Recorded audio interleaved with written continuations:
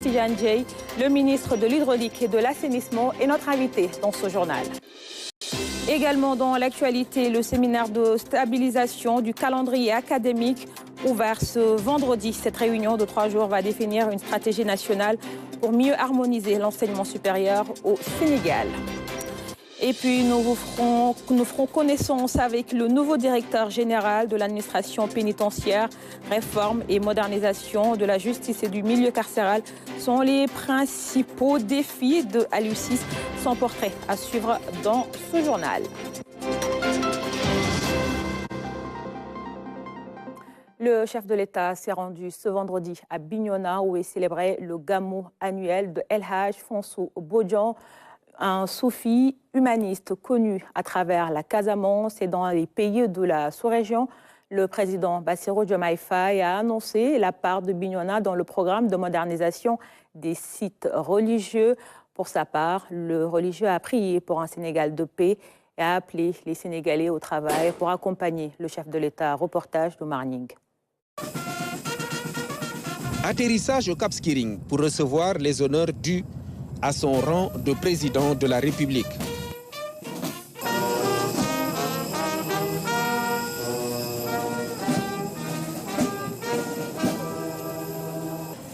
Après l'accueil des autorités administratives et locales, cap sur Bignona. La grande mosquée de la localité a été la première étape. Ici, le président Bassirou Diomaye Faye a assisté à la prière du vendredi. Sous la direction de Abdou Karim Djedjou, un des disciples d'El Hadj Fonsou Bodian.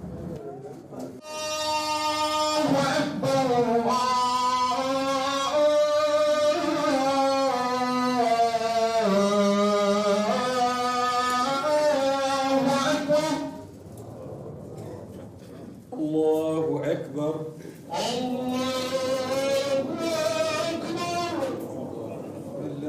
الرحيم مالك يوم الدين إياك نعبد وإياك نستعين اهدنا الصراط المستقيم صراط الذين أنعمت عليهم غير المغضوب عليهم ولا الضالين الله أكبر الله أكبر سمع الله لمن ربنا ولك الحمد الله أكبر الله أكبر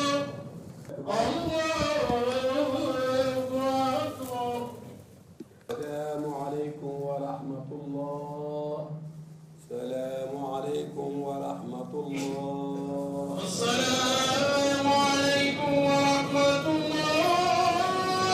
Après le 2 rakas ponctués de prières, le chef de l'État s'est rendu au domicile du religieux El Hadj Fonsou Bodian.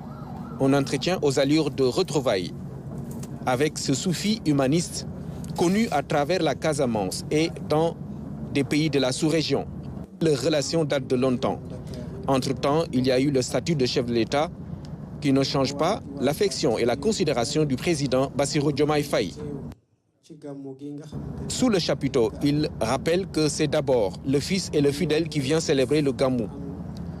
En sollicitant des prières pour un Sénégal de paix et de prospérité partagée, le président Bassirou Diomaye Faye a assuré le marabout de son engagement à réserver une part importante à Bignona dans le programme de modernisation des sites religieux.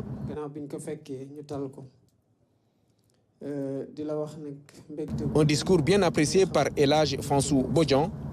Sa parole est portée par Lamine Badji, un de ses disciples. Des mots de remerciement et une marque de gratitude pour ce compagnonnage basé sur une affection mutuelle. Le religieux a appelé les citoyens au travail afin d'accompagner le chef de l'État dans sa mission. Remerciant le président Bassirou Diomaye Faye, El Hadj Fonsou Bodian a prié pour que Dieu l'assiste. Ce cadeau, un exemplaire du Coran, est remis au chef de l'État en signe de reconnaissance. Avant de quitter Bignona, le président de la République a visité le site qui doit abriter le Gamou en compagnie du religieux, ce que les fidèles ont bien apprécié. Et sur le chemin du retour, le chef de l'État s'est arrêté sur le pont Émile Badiane en réaction à une alerte sur la vétusté de l'ouvrage. Le gouverneur de la région lui a donné des éléments d'information. Nous écoutons Morta Latine au micro d'Omar Ning. C'est la raison pour laquelle d'ailleurs, dans le cadre des investissements identifiés, il a été préconisé un second pont pour Ziguinchor. Au même endroit. Bon, peut-être pas au même endroit, peut-être il va falloir chercher un autre tracé. Parce que là, on ne peut pas, c'est le seul... Voilà, on ne peut pas faire des travaux parce que si on doit reprendre carrément ce pont, il va falloir interrompre la circulation. C'est pourquoi la solution consiste à maintenir ce pont et à réaliser peut-être un autre pont par ici ou bien par là. Effectivement, l'état de vétusté est une réalité. Est-ce que les techniciens se sont prononcés sur la praticabilité du... Oui, les études ont été faites. Ils ont dit quoi? Bon, effectivement, ce pont, si rien n'est fait, sous peu risque de s'écrouler. C'est la raison pour laquelle ils ont... Mais l'étude est disponible. Voilà, pour le second pont. Retour sur la visite du président Bassirou Diomaye Diakhar Faye au Burkina Faso. Le chef de l'État et le capitaine Ibrahim Traoré veulent renforcer l'axe Dakar-Ouagadougou en visite d'amitié et de travail hier au Burkina. Les deux présidents ont discuté des défis sous-régionaux. Envoyés spéciaux, Mamadou Belém au Marning. Ouagadougou, une autre étape qui a également son importance dans les contacts que le président Bassirou Diomaye Faye est en train de nouer avec les voisins du Sénégal. Le voici donc accueilli par le capitaine Ibrahim Traoré avec les honneurs.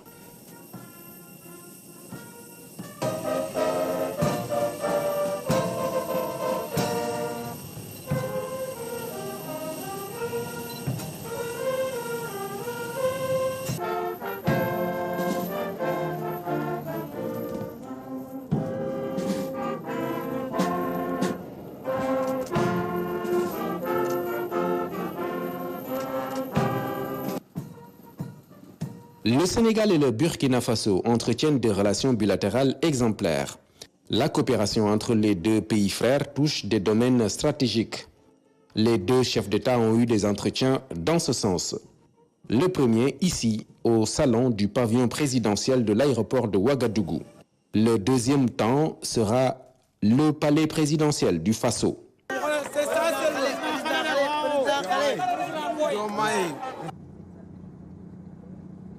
Les présidents Ibrahim Traoré et Bassirou Diomaye Faye ont eu l'occasion d'approfondir leurs échanges. C'est une visite placée sous le signe de l'amitié, de la fraternité, mais c'est aussi une visite de travail. Nous avons des défis communs. C'est aujourd'hui le défi sécuritaire qui est le plus prégnant, le défi de la migration irrégulière, les défis de la lutte contre les trafics d'êtres humains et de trafic de substances illicites. Et ce n'est que dans la concertation, les échanges de renseignements, les opérations conjointes qu'on réussira ensemble à prendre le dessus sur ces fléaux des temps modernes. Je repartirai du Burkina Faso très réconforté de l'ouverture d'esprit et de la disponibilité du président Ibrahim Traoré, mais surtout de sa disponibilité à renforcer avec nous l'axe Dakar-Ouaga pour développer davantage les échanges et la coopération. Nous avons aussi abordé le sujet de la CEDEAO, comme je l'ai fait dans les pays que j'ai visités jusqu'ici. Je comprends aujourd'hui que les positions soient quelque peu figées, mais je perçois dans chacune de ces positions-là, ou les tenants de ces positions, une fenêtre d'ouverture qui peut permettre de nouer un fil, si tenu soit-il, du dialogue. Et c'est pour ça aussi que je profite de ces visites d'amitié et de travail qui sont particulièrement centrées sur la coopération bilatérale pour adresser ces questions-là et dire ma disponibilité à continuer à travailler pour qu'il y ait des plages de convergence qui nous permettent quand même de discuter de ce qui ne marche pas, parce que nous avons la responsabilité historique et l'héritage de nos pères fondateurs par rapport à cet ensemble-là, pour nous battre au sein de la CEDEAO et ensemble pour que la CEDEAO reste ce qu'elle n'aurait jamais dû cesser d'être, à savoir un organe d'intégration qui a été cité en exemple, que nous devons pérenniser, que nous devons renforcer. Partant de ces propos, l'on retiendra un entretien fructueux, symbolique de l'importance de ce déplacement du président Bassirou Diomaye Faye à Ouagadougou. Dans l'actualité également, l'affectation du général Souleymane Kandé. Jamais la nomination n'a autant fait parler. Déni des prérogatives présidentielles, tentative de déstabilisation ou entreprise de manipulation systématique de l'opinion publique. La question se pose au regard de l'orientation que certains impriment au débat national au Sénégal quand les démons refusent d'abdiquer. Chronique signée Ousmane Garifaye. Encore un os à ronger et à faire ronger au peuple. Pour les pourfendeurs de la nouvelle équipe gouvernementale, désormais aucune occasion n'est de trop pour saper la dynamique de rupture en cours. C'est que ceux-là ont fait le pari de s'emparer, quoi qu'il arrive, du débat national pour empêcher au chef de l'État et son Premier ministre de dérouler l'agenda. Le projet de rupture tant promis au peuple et dont les axes clairement définis sont en train d'être posés. Et au rythme où évoluent les choses, des lignes vont forcément bouger une fois le travail achevé. Voilà peut-être ce qui déplaît et qui fait peur dans le milieu politico-affairiste organisé en lobby et décidé à faire face. Mais vouloir s'opposer de cette façon à pouvoir arriver aux affaires avec un score qui frôle presque le plébiscite, c'est s'engager dans une voie sans issue, un long tunnel où l'on risque de ne jamais voir le bout. Hier, c'était l'affaire Mélenchon et le faux débat sur les LGBT, alors que le président du parti PASTEF tenait devant l'homme politique français l'un des discours les plus marquants de la décennie sur l'état des relations Afrique occidentale en général et singulièrement entre la France et le Sénégal. Un discours qui a fait écho dans le monde car fixant les nouveaux contours qui, aux yeux d'Ousmane Sonko, doivent désormais gouverner un partenariat qui jusque-là était en défaveur de l'Afrique et du Sénégal. Mais voilà donc la réalité de cette visite reprend à peine le dessus sur les velléités déstabilisatrices intérieures que les mêmes reprennent du service. Avec ce nouveau débat de bas étage, l'affectation d'un officier général de l'armée par celui-là à qui pourtant le texte fondamental donne pouvoir à nommer aux emplois civils et militaires. Poser sous ce rapport un quelconque débat sur cette affectation qui somme toute relève la banalité, c'est vouloir dénier au chef de l'État une prérogative prévue parfaitement par les textes avec ce décret en date du 24 mars 2024 portant statut de l'attaché de défense. Ce qui relève d'une énième tentative de détourner l'opinion publique des pas positifs posés par le gouvernement dans le sens de la modernisation de la justice, de la citoyenneté, de la traque des deniers publics et de la nouvelle approche diplomatique qui l'a conduit à Bamako et Ouagadougou, rompant ainsi les codes en CEDEAO. Partons maintenant à Ziguinchor. La mairie a procédé au lancement d'une journée régionale de curage des caniveaux, une activité organisée en prélude de la journée nationale. S'est-elle sonorée lancée par le chef de l'État. Les populations, vous allez le voir, sont sorties apporter leur soutien à l'équipe municipale. Mariama Bongora. La municipalité de Ziguinchor prend les devants pour prévenir les inondations. Un curage des caniveaux est entamé à cet effet. Et le lancement a eu lieu avec la participation des autorités du département de Ziguinchor et de la jeunesse. Nous sommes là ce matin pour procéder au lancement du curage des caniveaux de la commune de Ziguinchor. Vous savez qu'il y a 2 ans, le maire de la commune de Ziguinchor a initié le service civique.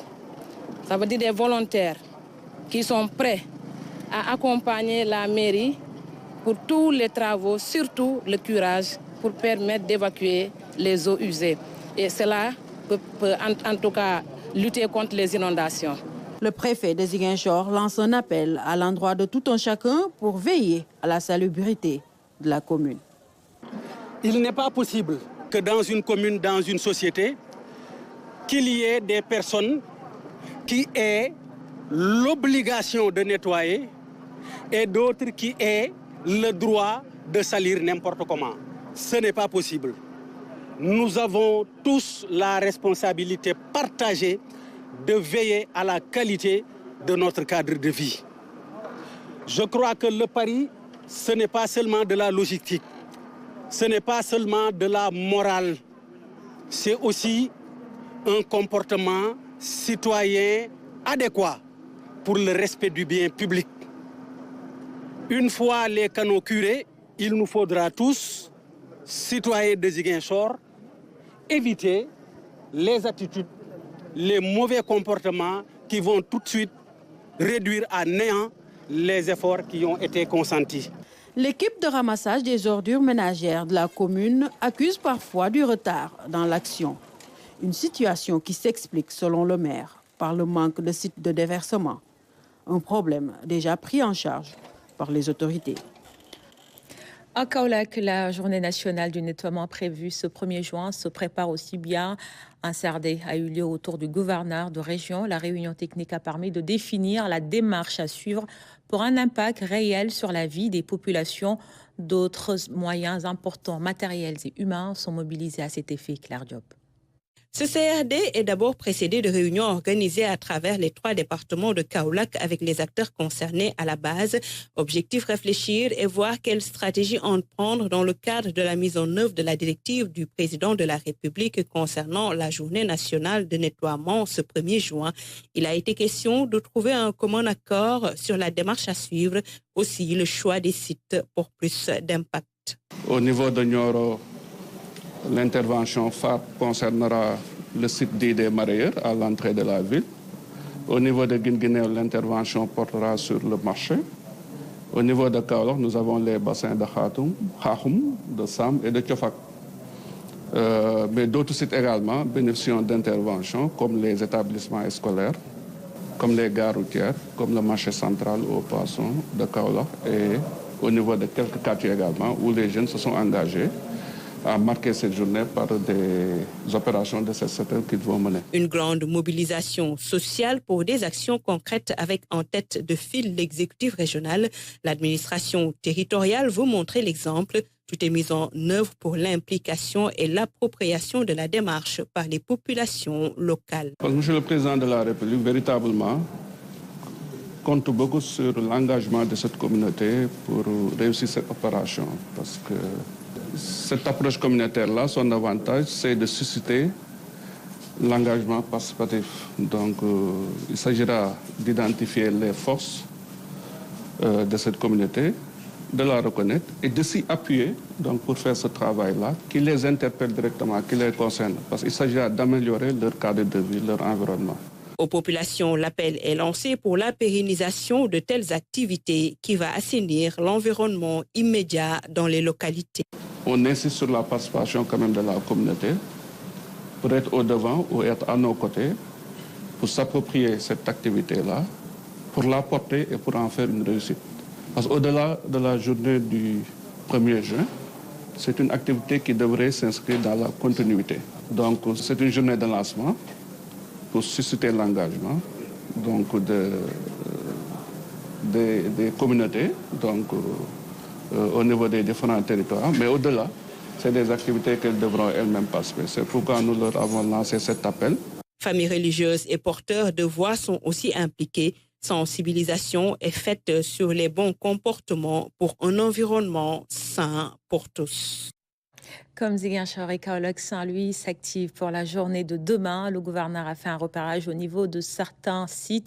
Il est en direct avec Abdouad pour nous parler des préparatifs de cette journée. On retrouve donc Abdouad dans la vieille ville.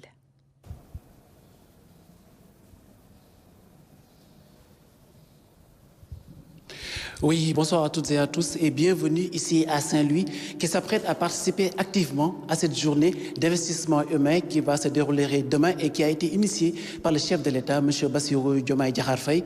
Un vaste programme nous attend demain et pour en parler justement, j'ai à mes côtés le gouverneur de la région de Saint-Louis, M. Alioune Badara Samb.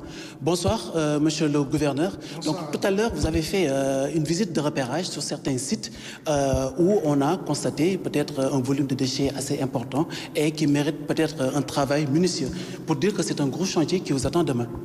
Mais merci beaucoup Abdou. Nous avons effectivement fait cet après-midi une visite de reconnaissance des sites qui ont été ciblés pour la journée de demain. Conformément aux hautes instructions de M. le Président de la République, Saint-Louis, à l'image des autres régions, va, Inch'Allah, si Dieu nous prête vie demain, dérouler les activités de mobilisation citoyenne dans le sens de répondre aux attentes de l'État sur instruction de son Excellence, M. le Président de la République. D'accord. Et comme je le disais tantôt, parmi ces sites, vous avez visité Pikine. Et là aussi, on sent qu'il y a un travail qui doit être fait par rapport à la propreté des lieux et aussi au réseau d'assainissement. Oui, ce travail sera effectivement bien fait parce que cette visite d'abord a été suivie après d'une réunion de planification avec l'ensemble des, disons, des services intéressés, particulièrement la SONAGED qui est représentée, l'ONAS qui est l'Office national de l'assainissement, mais également avec la participation de la zone militaire numéro 2. Vous avez vu les 2 officiers adjoints du commandant de zone avec le préfet de département. Donc nous sommes fin prêts après cette visite et la planification qui a été faite pour pouvoir relever les défis de l'organisation, mais surtout avoir un franc succès. Parce que comme vous le savez, Saint-Louis est une ville qui est une ville amphibie, une ville qui est sur l'eau, mais également qui connaît, à l'image des autres villes du Sénégal, quelques difficultés en matière d'amélioration du cadre de vie. Donc nous avons identifié pour demain 3 sites, mais l'un des sites peut être décomposé d'ailleurs en 3 sous-sites avec un point noir où il y a beaucoup d'urdures. Nous tâcherons d'éradiquer ce point noir à titre éducatif, mais également un travail va être fait sur Pikine, parce que comme vous le savez, Pikine a la particularité d'avoir un réseau d'assainissement qui n'est pas encore terminé. Nous avons pris en tout cas toutes les décisions pour pouvoir en tout cas faire en sorte que la journée de demain se déroule dans d'excellentes conditions. D'accord. Et la région de Saint-Louis aussi comprend 2 autres départements. Qu'est-ce qui est prévu sur ces 2 sites-là? Ce n'est pas seulement Richard Toll et Podor, Dagana et Podor. Conformément aux autres instructions de M. le Président de la République, toutes les circonscriptions administratives se sont préparées. J'ai instruit les différents préfets pour tenir des réunions avec les différents acteurs, mais surtout avec la participation des populations, pour que ces populations-là soient ensemble, de concert avec toutes les composantes de la nation, pour relever les défis qui ont été identifiés comme étant des défis majeurs dans un cadre global d'un environnement sain, mais surtout pour répondre aux défis des inondations qui sont une question lancinante et pour laquelle vraiment les instructions de M. le Président de la République devraient être exécutées à la lettre et pouvoir traverser l'hivernage 2024 dans d'excellentes conditions. En tout cas, au niveau de Podor, le préfet de département a également un site ou des sites qui ont été identifiés, idem sur le département de Dagana, particulièrement à Château, mais également dans tous les autres arrondissements, tous ces arrondissements du moins, on aura des opérations qui vont se dérouler. Monsieur le Président de la République a été clair dans son invite, en tout cas dans les instructions qu'il a données. Il ne s'agit pas d'une journée qui va s'arrêter, mais il s'agit surtout d'une journée qui devrait être rééditée pour un changement de comportement dans le sens de faire en sorte que le Sénégal puisse répondre en tout cas aux défis majeurs d'un cadre de vie amélioré, d'un meilleur cadre de vie pour que l'on puisse répondre également aux autres défis liés au développement socio-économique de ce pays. Merci beaucoup, Monsieur le Gouverneur, pour toutes ces précisions. Donc, rendez-vous demain pour cette journée qui sera présidée par le ministre de la Communication, Monsieur Aliou Sall. Nous restons avec vous à Saint-Louis. Vous avez recueilli la réaction de quelques Saint-Louisiens. On regarde. On a à maintes reprises essayé d'enlever ce site-là par rapport à son état. Ensuite, par rapport aussi à la journée de demain, on a préparé de faire le Sepsetal dans le quartier. C'est pourquoi on a pensé aussi à faire appel aux autorités par rapport à ce site qui nécessite de gros moyens quand même pour son enlèvement. Nous gardons espoir parce qu'il y a les autorités déjà qui sont là et qui sont quand même un peu bienveillants par rapport à nos aspirations. On aimerait vraiment qu'on mette fin à cette insalubrité qui perdure dans ce quartier. On n'arrive plus à travailler correctement à cause des inondations. On est tous déterminés à participer massivement à cette journée, espérant qu'on mettra à notre disposition des camions de sable pour dégager les flaques d'eau. On appelle à une mobilisation générale. Après tout, il s'agit de notre propre cadre de vie. Le président Diomaye Diakhar Faye dafa lancé Sénégalais yi ni leen nañu jublu ci cet gi gannaaw bu mu jubloo ci jubbanti gi. Le président Bassirou Diomaye Faye appelle à une mobilisation générale pour assainir notre cadre de vie. C'est très important. Nous sommes prêts à accompagner les autorités dans ce sens et tous les services techniques pour une réussite de cette journée, notamment ici, à Pékin, un quartier qui a droit à un meilleur cadre de vie. Pour képp nga xamanteni aussi dégg nga message du président nga mën a jóg ak foo mënti nekk rawatina ñun waa Pikine nga xamante ne suñu cadre de vie sainwul. Et pour parler de tout cela, avec moi sur ce plateau, Cheikh Tidiane Dièye, ministre de l'Hydraulique et de l'Assainissement. Bonsoir, Monsieur le ministre. Merci d'avoir accepté notre invitation. Bonsoir, Mariama, c'est moi. Alors, Monsieur le ministre, demain aura lieu la première édition de la journée Setal Sunu Réew, qui signifie rendre notre pays propre. Quel sens un tel événement revêt pour vous et pour le gouvernement d'une manière générale? Alors, merci beaucoup pour l'invitation. C'est une journée très importante.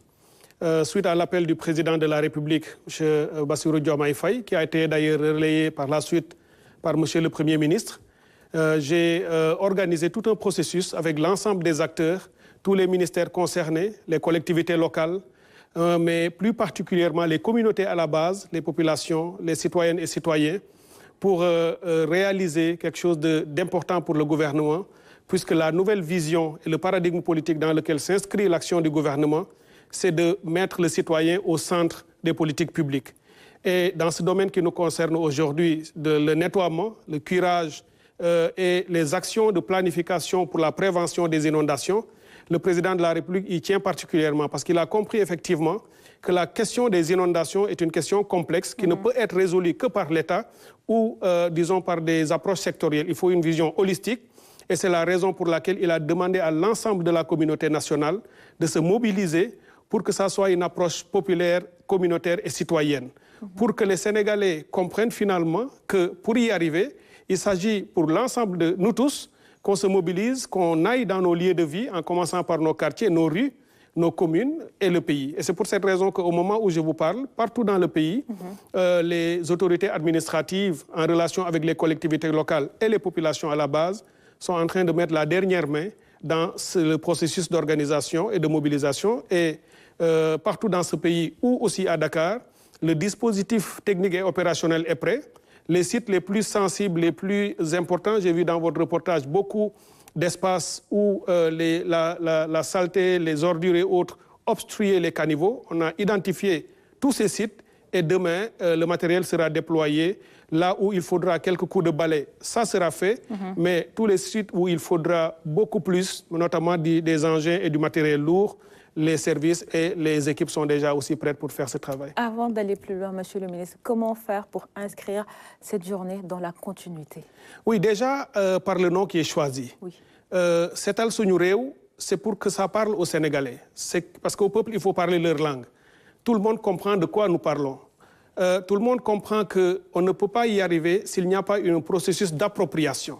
Et c'est à cela que le président de la République a appelé les citoyens en leur disant que nous gagnons tous, finalement, si nous nous mettons ensemble et qu'on mutualise nos énergies et nos forces, parce qu'on verra qu'on a du résultat. Le pays sera très propre, il sera beaucoup plus propre qu'avant, et tout le monde gagnera. Et c'est pour cette raison qu'il a dit demain, ce sera un lancement, mais ce sera dans la continuité.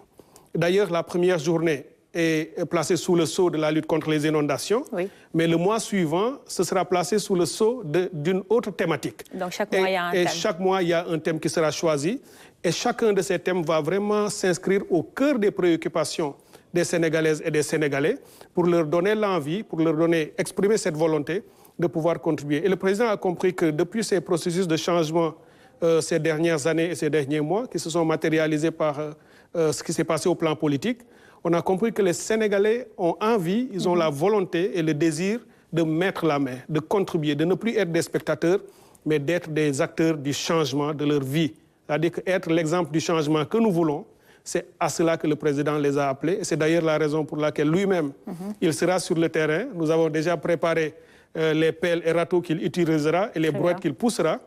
Et à sa suite, le Premier ministre ira dans un autre quartier pour aussi faire les mêmes affaires, pour montrer aux Sénégalaises et aux Sénégalais. Et vous aussi, vous serez quelque part et les DG aussi seront mobilisés pour la journée de demain? Alors, tous les ministres sont déjà déployés.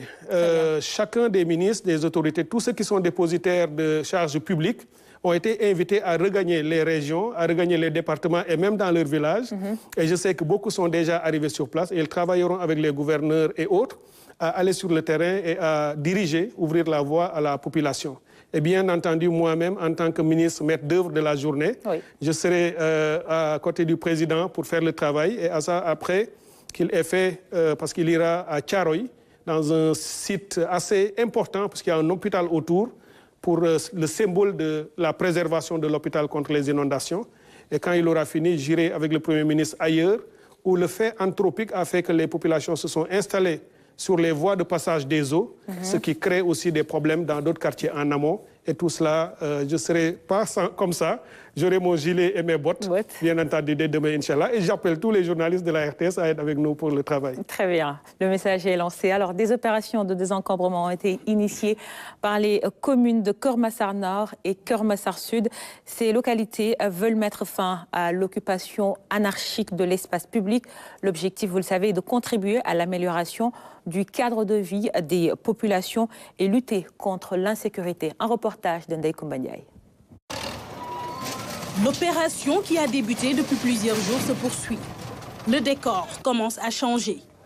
À la place des étals, des tabliers, des kiosques et des garages de mécaniciens, ce sont désormais des espaces vides et des débris. Cela fait suite à une vaste opération de désencombrement de l'espace public initiée par les mairies de Keur Massar Nord et Sud. Nous partageons une route principale avec la commune de Keur Massar Sud.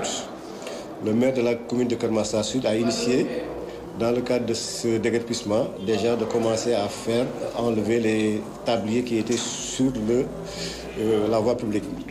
Maintenant, quand il les a enlevés, ces gens-là quittaient son territoire pour venir dans le territoire de Keur Massar Nord. On était obligés, nous, de ne pas accepter cet état de fait. C'est pourquoi nous avons essayé, dans le cadre de l'intercommunalité, d'essayer de travailler en synergie pour que les espaces qu'on veut libérer, que ça puisse se libérer à temps. Qui dit anarchie dit insécurité. Donc il y a insécurité à tous les niveaux à Keur Massar aussi, c'est dit à l'anarchie et l'encombrement. Aux alentours du pont, il y a toujours des vols, il y a aussi des vendeurs de façon illicite, les téléphones qu'on vole. Il y a tout. Il y a l'insécurité à tous les niveaux autour de l'autopont. C'est lié à l'anarchie aussi. Plusieurs zones sont concernées par ce désencombrement qui permettra non seulement de lutter contre l'occupation anarchique de la voie publique, mais aussi contre l'insécurité grandissante. L'opération ne fait pas que des heureux.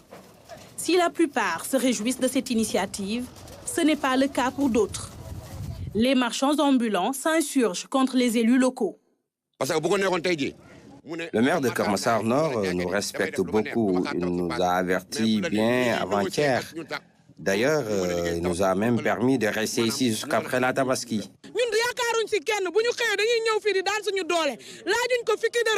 Nous sommes dignes. Nous n'entendons pas la main. Nous voulons juste un endroit où gagner dignement notre vie. Nos autorités doivent nous aider au lieu de nous persécuter.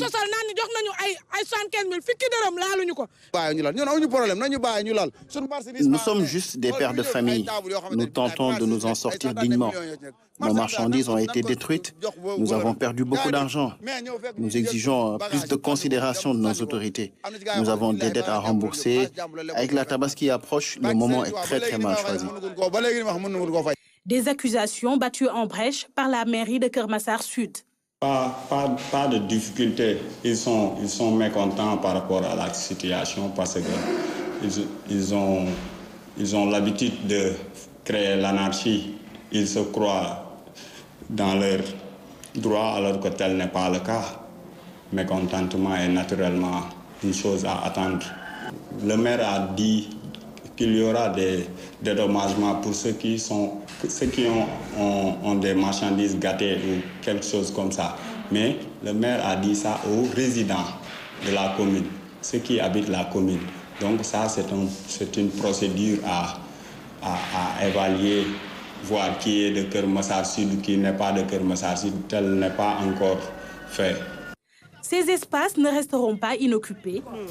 À la place, des espaces verts sont prévus sur les lieux. Ce déguerpissement, qui coïncide avec la première édition de la journée du nettoiement prévue partout au Sénégal ce samedi, va se poursuivre des jours encore. Il permettra de promouvoir la salubrité et un meilleur aménagement de l'espace public. Le département de Keur Massar aura désormais un nouveau visage. L'occupation anarchique, vous l'avez vu, de la voie publique reste un véritable problème au Sénégal. Dans les avenues, boulevards et autres grandes artères, les populations ont du mal à se frayer même un chemin. Malgré les opérations de déguerpissement, les autorités ne parviennent toujours pas à résoudre ce problème. Dame Silla. Au Sénégal, l'occupation anarchique de l'espace public demeure une équation sans solution. Les opérations de déguerpissement, souvent menées par les collectivités locales, en collaboration avec l'administration territoriale et les forces de l'ordre, n'ont toujours pas donné l'effet escompté. Il suffit de quelques semaines pour voir les déguerpis occuper à nouveau les lieux. Et quand ils sont interpellés, la même réponse revient. Dañuy daan sunu doole. Comprenez, nous gagnons notre vie à la sueur de nos fonds. Cette occupation anarchique est source de beaucoup de problèmes. D'abord de mobilité à Dakar, de salubrité à Dakar, de sécurité, de sûreté et surtout de santé. Ce qui veut dire qu'aujourd'hui, ceux qui reviennent, peut-être qu'ils ne comprennent pas. Mais ce que nous devons comprendre, que cette activité, si elle est menée sans qu'il y ait un suivi, les gens reviendront. Il appartient donc à ce niveau-là, les collectivités territoriales, de revoir la gestion de l'espace public au niveau des communes, de revoir la gestion des marchés au niveau des communes, et qu'on mette en place un dispositif opérationnel de prévention, d'action et de suivi. Dans la capitale, la situation est encore pire. Au rond-point Liberté 6, par exemple, les piétons sont obligés de circuler sur la route, malgré les risques d'accident qu'ils encourent, faute d'espace sur le trottoir. C'est difficile à vivre, vraiment, mais on n'y peut rien. Nous passons ici, par exemple, moi je passe ici tous les jours en allant au travail et au retour. Et parfois, on n'a même pas où marcher. On est obligé de partager la route avec les voitures parce que les trottoirs sont occupés par les vendeurs. Et ici, c'est au Sénégal, c'est difficile de parler. Sinon, on va te dire qu'ils l'utilisent pour travailler. Bon, on ne doit pas les déguerpir. Or, c'est risqué pour nous, piétons, qui empruntons tous les jours cette route-là. Cette situation désastreuse, à la limite invivable, reste toujours sans solution. Les populations invitent désespérément les autorités à mettre un terme à cette anarchie. L'anarchie là, c'est pas normal. Je veux travailler là, d'accord. Mais il faut chercher des magasins. Le chemin, c'est pas le magasin. Personne ne peut passer. Les motos et tout là, c'est des encombrements. Les Jakarta et tout ce que tu vois là, c'est l'encombrement. C'est partout à Dakar, partout. L'État doit prendre ses responsabilités et régler ça une bonne fois pour toutes. Si tu fais 1 mois, 2 mois, ils reviennent, c'est pas du travail ça. Il faut qu'ils règlent le problème une bonne fois pour toutes. C'est l'intérêt de tout le monde. 64 ans après l'indépendance, le Sénégal ne parvient toujours pas à réglementer l'occupation de l'espace public. Certes, des efforts sont menés dans ce sens par les différents régimes qui se sont succédés, mais les résultats obtenus sont peu reluisants. Il faudrait d'abord une prise de conscience individuelle et collective pour qu'on évite cela. À défaut de pouvoir réussir dans la sensibilisation et dans la mobilisation, mettre en place un dispositif de répression extrêmement sévère, par des amendes forfaitaires extrêmement sévères et par même des contraintes, parfois physiques. Je crois que tant qu'on n'arrive pas à cela, peut-être les gens ne comprendront pas. Mais en tout état de cause, ça doit être la dernière des choses qu'il faut faire. Il faut que chacun dans sa conscience puisse comprendre que je ne dois pas salir, je ne dois pas encombrer. Et si on me paye, après avoir été déguerpi, je ne dois pas revenir. Mais le système, c'est quoi? Vous êtes là, vous êtes déguerpi, vous partez. En partant, vous amenez un de vos neveux ou de vos frères pour qu'ils reviennent occuper la même place. Et à chaque fois qu'on parle de dédommagement ou bien d'accompagnement, vous voyez que les listes augmentent d'une manière exponentielle. L'homo sénégalensis est-il naturellement habitué à être à l'écart de la bonne conduite dans l'espace public, où les autorités en charge de la question ont encouragé ce laisser-aller? En tout état de cause, il est temps de mettre un terme à cette anarchie qui a trop duré. Monsieur le ministre, on l'a vu à travers nos reportages, l'occupation anarchique de l'espace public est un véritable problème. Les commerçants diront non, mais les piétons se plaignent tous les jours. On les déguerpit aujourd'hui et le lendemain, ils reviennent s'installer. Qu'est-ce qu'il faut pour éradiquer définitivement ce problème? Oui, c'est un phénomène complexe, effectivement, et tous les gouvernements ont essayé de trouver une solution, mais comme vous l'avez dit, le phénomène reste récurrent, ça revient tout le temps. Et il faut une approche assez holistique, et j'ai entendu M. le sous-préfet le dire, et l'approche doit être progressive et graduelle. On ne peut pas du jour au lendemain le résoudre. Il faudra passer par sans doute la sensibilisation, parce que je crois que personne ne veut voir son pays être comme ça. Le spectacle que nous voyons dans les rues de Dakar, sur les trottoirs, ça écœure tout le monde. On n'a même plus de trottoirs. On n'en a plus presque pas. C'est encore pire dans certaines zones, dans les marchés et autres. Et on aimerait que ça change. Évidemment, je suis presque sûr que même ceux qui vivent cela, les marchands ambulants, préféreraient être dans d'autres espaces, préféreraient vivre mieux ou avoir d'autres activités beaucoup plus rentables et plus sécurisantes pour eux.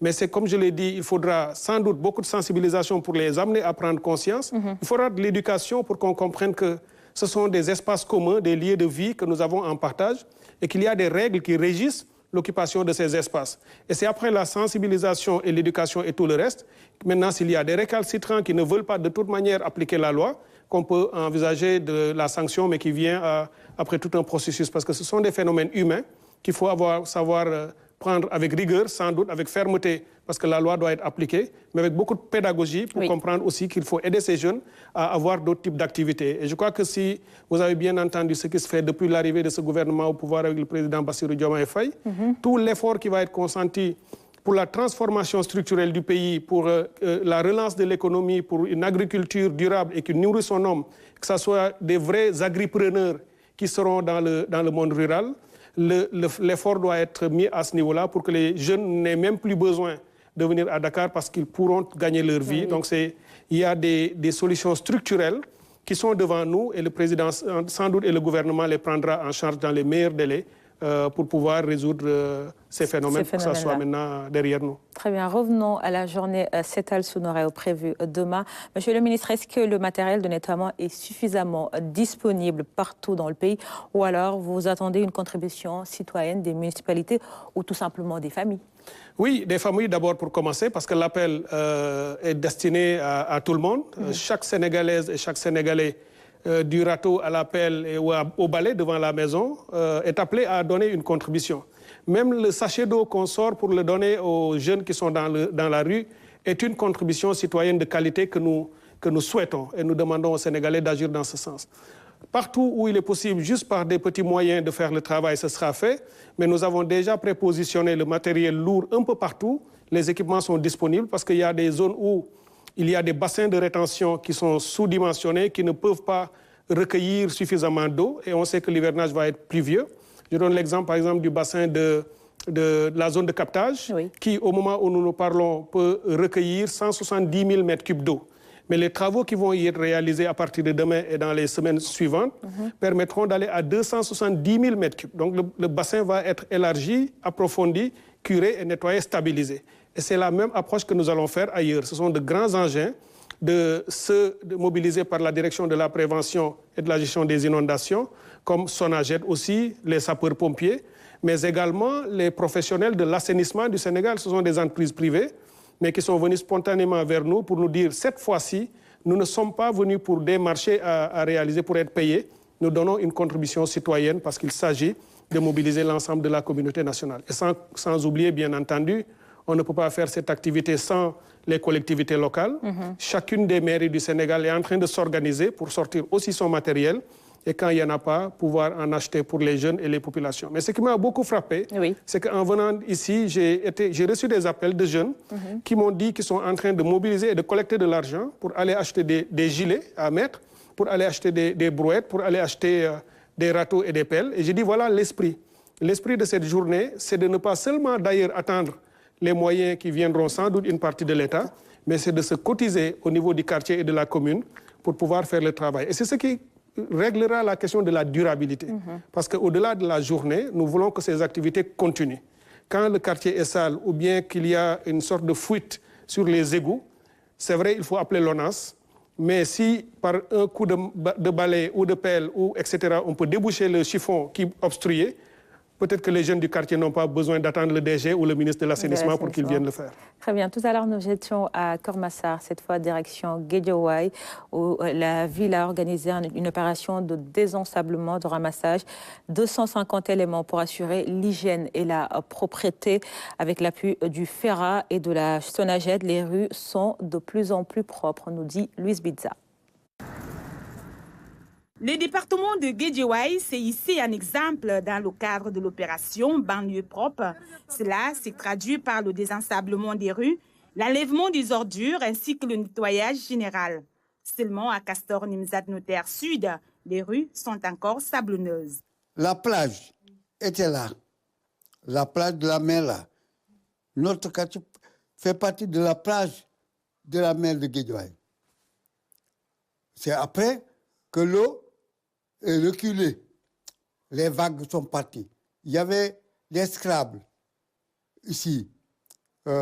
Au fur et à mesure que les gens construisent, avec le barrage des fils à eau, l'eau ne vient plus. Ce qui nous a donné le sable là.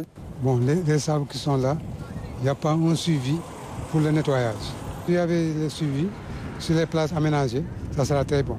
Des défauts dans la conception de la tuyauterie engendraient un mauvais écoulement des eaux usées et par ricochet de mauvaises odeurs liées à des remontées d'égouts. Nous avons des égouts actuellement. Mon quartier est stable pour ça. Nous avons des tuyaux partout. Pas tout le notaire, hein, mais de mon côté, parce que je suis plus intelligent que les autres. Quand j'ai vu le projet, je suis allé voir le chef de chantier. Je lui ai dit, je suis prêt, donc il faut faire passer les tuyaux dans mon quartier. Pour davantage assurer le désensablement dans les rues de Guédiawaye et ses 5 communes, le Fonds d'entretien routier autonome s'est engagé dans une action concrète. Il y a le FERA qui est un démembrement de l'État. Il y a aussi Sonaget, mais Sonaget, par contre, elle gère tout ce qui est ordures. Mais pour ce qui est du FERA, il gère le désensablement. Et ils sont au nombre de 250 éléments. Rien que pour la ville de Guédiawaye. Il y a aussi les 5 communes qui ont aussi des équipes du FERA chargées de désensabler toutes les artères des communes, mais aussi de la ville. Pour la journée du 1er juin, il est prévu un set-setel sur toute l'étendue du territoire. Alors, Monsieur le ministre, on a vu à FERA, Sonaget, on annonce également la participation de l'armée, des sapeurs-pompiers et même des agents hygiène. Comment ces forces vont-elles intervenir dans les opérations prévues demain? Alors, on a déjà mis en place un dispositif de coordination. Oui. Effectivement, je l'ai dit, la question le phénomène des inondations ou le nettoiement des villes fait intervenir beaucoup d'acteurs. Et la première chose que nous avons faite, c'est de mettre le mécanisme de coordination. Et si vous voyez, par exemple, en ce qui concerne les inondations, les années précédentes, il y avait déjà une mutualisation des efforts. Il y a quelques semaines, j'avais tenu le Comité national de gestion des inondations avec l'ensemble des acteurs dont vous parlez, qui ont participé à ce comité national. Même des gouverneurs étaient venus des régions pour s'entendre sur une feuille de route et un plan d'action à dérouler. Et chacun avait ses rôles et responsabilités bien situés. Et le Premier ministre aussi a présidé ensuite un conseil interministériel sur ce fait. Et pas plus tard qu'hier, nous avons encore tenu à la présidence une réunion avec l'ensemble de ces acteurs. Et nous pouvons aujourd'hui dire précisément sur chaque site quels sont les acteurs qui vont intervenir et qui prend le lead. Si par exemple sur un site on dit que c'est le groupement national des sapeurs-pompiers qui déploie son matériel, des acteurs de la Sonaget peuvent venir, les jeunes des communautés et les collectivités locales peuvent être là, mais travaillons sous la coordination de cet acteur qui est positionné sur ce site. Et c'est comme ça qu'on l'a un peu déployé. Et au niveau des régions également, tout est concentré au niveau des gouverneurs qui donnent le lead. Oui. Mais chaque acteur aura l'autonomie, disons, dans l'exécution de ses tâches. Par exemple, si des jeunes dans leur propre quartier décident d'avoir une sorte d'innovation dans la façon de nettoyer, ils seront évidemment encouragés à le faire. Mais tout ça ensuite, ces différents groupes seront coordonnés par le ministère de l'Hydraulique et de l'Assainissement qui a mis en place le dispositif pour faire la coordination nationale et rendre compte directement au chef de l'État ou au Premier ministre. Alors, c'est-elle Sounoré un acte citoyen, la citoyenneté justement, tout le monde en parle, revendique de l'État le respect de ses droits. Pourtant, à l'inverse, les citoyens ont des responsabilités et des devoirs vis-à-vis de cette même État, en principe égalitaire. Cette relation pose la question du civisme en crise. Avoir un sens civique élevé est une condition nécessaire pour espérer vivre ensemble et en bonne harmonie. Citoyenneté et civisme pour une coexistence pacifique. C'est une chronique signée Omar Diao. Citoyenneté, un mot dans bien des bouches. On parle d'attitude, de manière d'être, d'entreprise, de balai et même de presse citoyenne, avec l'utilisation par de non-journalistes des réseaux sociaux qui font le lit de la désinformation. Mais un mot à la mode devrait susciter, de prime abord, des interrogations sur son sens réel. Car l'usage généralisé est souvent vecteur de confusion et de perte de sens. Parfois, on ne soupçonne même pas l'étymologie et les évolutions de certains vocables. En fait, c'est pendant l'Antiquité qu'apparaissent dans les cités grecques les notions de citoyenneté et de citoyen. Et dès le IVe siècle avant l'ère chrétienne, Aristote stipulait que ce n'était pas la cité qui faisait le citoyen, mais plutôt le type de rapport des individus à la cité. C'est elle que tous partagent. Bien plus tard, Hobbes dira du citoyen qu'il est un homme ayant rompu avec l'état de la nature pour intégrer d'autres semblables. Cette acception ne s'écarte pas de celle de Rousseau dans le contrat social où citoyen est entendu dans un sens actif et participatif aux affaires moins que celui d'un privilège. La citoyenneté est donc un idéal collectif et le citoyen doit avoir conscience d'interagir avec une communauté pour l'intérêt général, pilier de l'État. Mais à bien des égards, les égoïsmes, l'ignorance et les cupidités l'emportent sur cet intérêt général foulé aux pieds. Cela amène à aborder l'autre versant de la question, le civisme. Il renvoie aux devoirs et responsabilités de chacun dans l'espace public. Quel est notre rapport à l'hygiène, à l'environnement, à la loi ou à l'éducation des enfants, au bien commun? Nous sommes si prompts à revendiquer avec impatience, véhémence, parfois avec insolence, des droits en oubliant les devoirs et obligations essentielles. Le Mbedoubour et le Alaloubour associés à l'État sont des conceptions rétrogrades aux antipodes du civisme qui est avant tout dévouement et sacrifice. On devrait alors en faire un bréviaire qui indiquerait la marche à suivre plutôt que de subir la cravache antipédagogique. Citoyenneté et civisme, une chronique, on l'a vu, signée Omar Diao. Monsieur le ministre, un dernier mot à l'endroit des Sénégalais pour cette journée de demain. Eh bien, déjà, le dernier élément que vous montrez, je crois que c'est une belle conclusion. Oui. Il n'y a pas de république sans citoyens. On ne peut pas vivre notre vivre ensemble. Le ciment de notre vivre ensemble, c'est justement la citoyenneté. C'est notre conscience qu'on a des droits sans doute, mais nous avons des obligations vis-à-vis de nos familles, vis-à-vis de notre communauté proche, vis-à-vis de notre nation. Et c'est ensemble, en respectant les règles du vivre ensemble, que nous allons pouvoir vivre et construire ensemble notre pays. Et je crois que c'est tout le sens de la journée de demain. Le président nous appelle à être sous le drapeau. Il n'y aura aucune ethnie, il n'y aura aucune religion, il n'y aura aucun parti politique. Il y aura seulement le citoyen sénégalais derrière le président qu'il s'est choisi pour nettoyer son pays, pour le rendre propre et plus prendre un engagement de faire en sorte qu'il reste dans cette option de s'approprier ce phénomène et de faire en sorte de ne plus jamais salir lorsqu'on a fini de nettoyer notre pays. Monsieur le ministre Cheikh Tidiane Dièye, merci. Je rappelle que vous êtes le ministre de l'Hydraulique et de l'Assainissement. Vous étiez avec nous sur ce plateau de 20h pour nous parler de la journée de demain, Setal Sunu Réew, sous l'égide du chef de l'État, le président Bassirou Diomaye Diakhar Faye. L'actualité, c'est également le séminaire de stabilisation du calendrier académique qui s'est ouvert ce vendredi à Saly, Portugal. Il s'agit de tout mettre en œuvre pour rendre le calendrier universitaire intangible avec l'implication de toutes les parties prenantes. Amadou Diallo.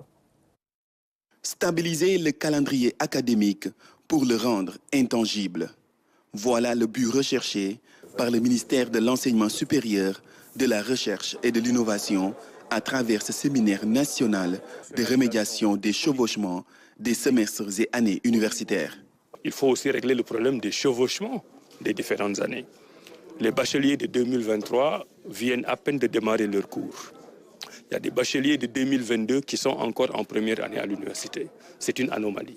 Et nous avons des ateliers, un atelier avec des experts qui vont y travailler pour que ce gap-là, ce retard-là soit rattrapé le plus rapidement possible pour qu'au mois d'octobre, quand on va commencer la première année pour les bacheliers de 2024, les autres étudiants soient restaurés dans leurs droits. Cela demande beaucoup d'efforts de la part des enseignants, des étudiants et naturellement du ministre de l'Enseignement supérieur qui est prêt à les accompagner. Mais après aussi, une fois qu'on a réglé tout cela, il nous faut recruter des enseignants. On a un atelier pour en parler. Il faut que les chantiers que le ministère a commencés se terminent.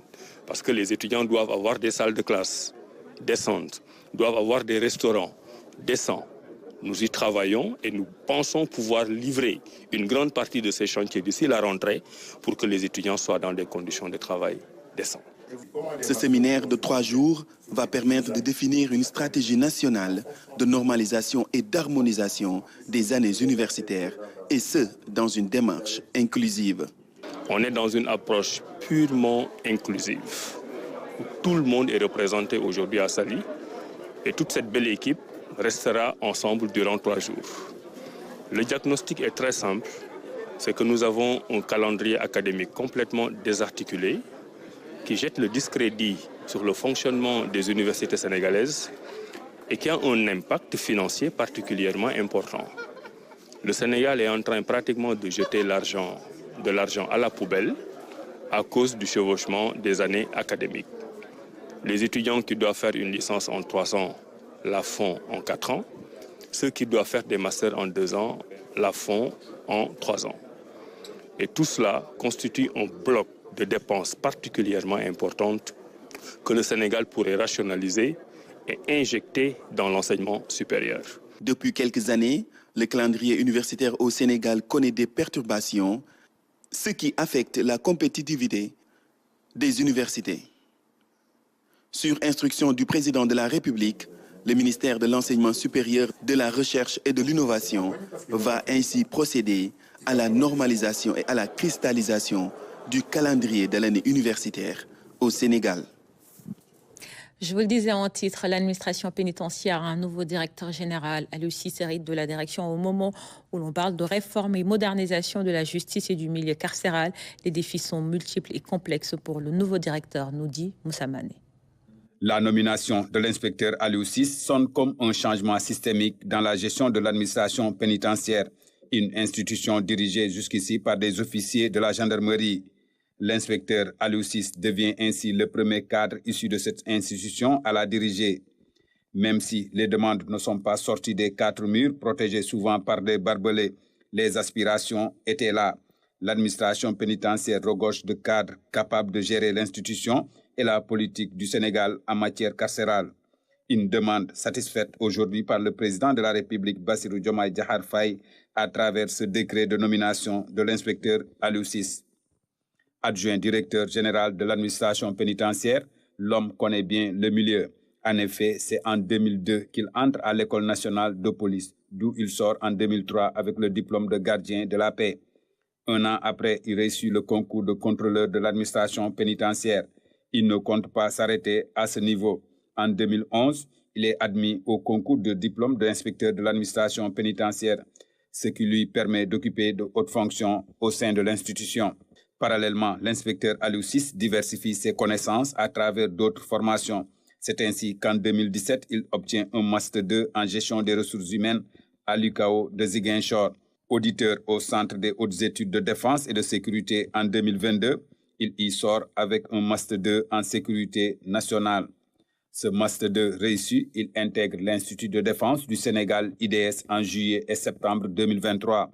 À la fin de la session, il regagne son administration avec une attestation cours de capacitation en technique d'état-major, un diplôme qui lui ouvre des portes supplémentaires jadis fermées au cadre de l'administration pénitentiaire. De son premier poste de service à la MAC de Tambacounda, l'inspecteur Aliou Cissé a sillonné le territoire national. Il a gravi tous les échelons dans l'administration. De gardien à directeur adjoint, il est passé par les fonctions de directeur de maison d'arrêt, d'inspecteur régional, de directeur de l'École nationale de l'administration pénitentiaire, de chef de la division de l'inspection des services pénitentiaires. Il hérite d'une institution qu'il connaît bien et dont les défis à relever sont immenses. En effet, au vu des témoignages et des récits d'anciens détenus, l'administration pénitentiaire est décriée pour mauvais comportement de la part de certains de ses agents. Faux ou vrai, l'univers carcéral est connu par ceux qui le fréquentent au quotidien. D'autre part, la surpopulation, les conditions de détention, l'hygiène sont autant de problèmes auxquels le nouveau directeur doit faire face. Il s'y ajoute le manque de personnel, même si des efforts sont faits dans le recrutement à travers son école. Rattachée au ministère de l'Intérieur, l'administration pénitentiaire fait en ce moment l'objet de toutes les attentions durant les assises sur la réforme et la modernisation de la justice. Les problèmes auxquels elle est confrontée trouveront sans nul doute des débuts de solutions et au sortir de ces assises, le nouveau directeur général de l'administration pénitentiaire aura la lourde tâche de mettre en œuvre les nouvelles orientations. 31 mai 2002, 31 mai 2024, voilà 22 ans jour pour jour, le Sénégal battait la France. Un match d'ouverture de la Coupe du Monde, c'était au stade de Séoul en Corée du Sud. Un but du regretté Pape Bouba Diop sur une passe décisive de El Hadj Ousseynou Diouf. Avec ce succès historique et retentissant, le Sénégal entrait dans la cour des grands pour sa première participation en Coupe du Monde. De très beaux souvenirs pour le peuple sénégalais. Et c'est ainsi que s'achève cette édition. Merci pour votre fidélité. Retrouvez dans quelques instants Philomène Constance Diagne Boy pour la version Wolof de ce journal. Bonne soirée.